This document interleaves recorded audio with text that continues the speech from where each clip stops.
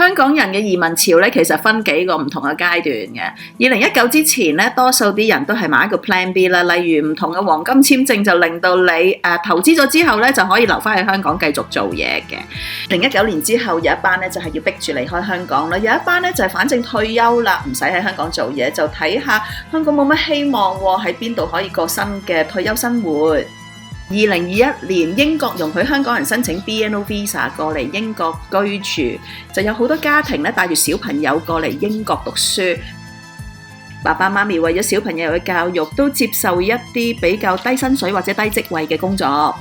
而呢1-2年咧，英國嘅經濟同埋其他嘅配套咧，令到好多香港人都係諗緊點樣可以回流，或者係有冇 Plan B 呢？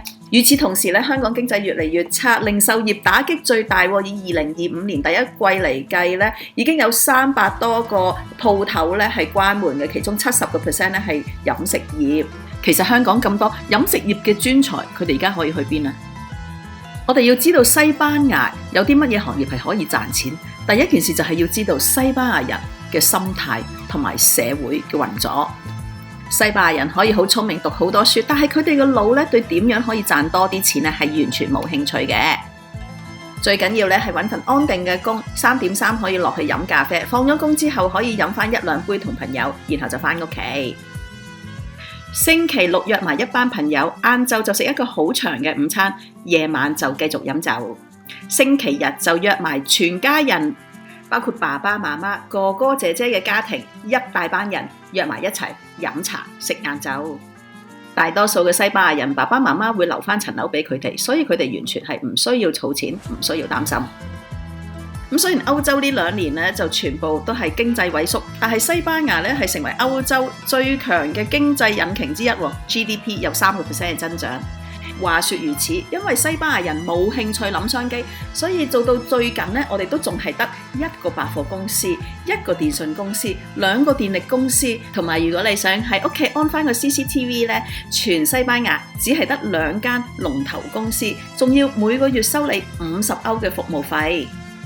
佢哋壟斷式嘅經營，抽住5000萬嘅人口喎，你諗下發到豬頭。中國人移民去西班牙，大部分都係做生意嘅，唔係淨係嚟退休嘅。除咗做指甲鋪之外，最近越嚟越多人咧就候住有冇酒吧出洋。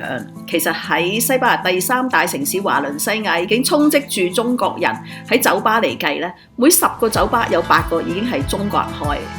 咁所以咧，好多華倫西亞嘅中國人咧，而家紛紛走到嚟馬德里咧，就睇下有冇酒吧出洋。正正就係因為西班牙人嘅生活習慣咧，咁同埋因為馬德里咧就比較富有，咁所以做酒吧係真係有得做。作為一個半個西班牙人嘅我咧，朝朝早我一定要落樓下間酒吧飲翻個咖啡，食翻個早餐。如果唔係，周身唔舒服嘅喎。如果要喺屋企飲嗰杯咖啡咧，我覺得係真係好可憐㗎。要翻工嗰班咧，一定要飲咖啡，食完早餐先至上去 office 嘅。因為我哋經濟好，呢度勁多裝修，所以裝修哥哥臨開工之前又係要食個早餐先㗎。亦都有啲退休咗嘅伯伯冇乜嘢做，8點鐘起身就開始落樓下飲烈酒，飲翻1-2杯，享受人生。呢度翻 office 嘅人呢，3點3對佢哋係超級重要嘅。不過呢度係11點半，因為我哋1點半先食飯。如果你初嚟一間新公司報到，唔跟其他同事去食11點半嘅咖啡，因為覺得想做埋自己啲嘢先，佢哋會覺得你係咪玩嘢啊？係咪唔合群先？如果你個酒吧有個小廚房，你就可以提供埋1至5嘅是日午餐俾返工嘅人食。西班牙人梗係唔會帶飯啦，佢哋根本就唔使儲錢。是日午餐咧就係包括一個頭盤、一個主盤、一個甜品同埋一杯嘢飲。咁呢杯嘢飲咧就可以係白酒或者紅酒或者係啤酒嘅。平均嘅價錢咧就係由12個9歐至到17個9歐。如果你想喺出邊露台食咧，就要再加多10%。約一計，如果你一個晏晝可以賣到30個 menu del dia 咧，都幾好賺㗎。放咗工之後，6點鐘開始咧就會有人落嚟飲酒㗎啦。但係多數1至4飲酒嘅人唔多，星期5咧就真係見真章啦。其實馬德里酒吧唔少㗎，喺我屋企樓下已經有4-5間。咁點樣可以突圍而出呢？做櫃面嘅你一定要帶住笑容，可以嘅話就同客人吹下水。其實我樓下有一間國內人主診嘅，個男人成日苦口苦面，其實我都唔敢入啊，亦都唔係太多生意咯。另外，因為呢度啲人咧唔係好中意諗嘢，咁所以如果你嗰杯白酒，例如擺粒提子落去，又或者咧免費送啲少少炒粉炒麵俾佢哋，哇！佢哋已經覺得好幸福噶啦。其實大前提咧就係你千祈唔好話喂，我煮廣東菜好叻嘅，我不如嚟西班牙開間廣東菜，係冇人嚟食咯，因為佢哋根本係未食過啊嘛。你哋要迎合佢哋嗰個生活狀態。比方說，佢哋一日會落嚟酒吧5-6次嘅，咁你再加少少甜頭俾佢哋就搞掂啦。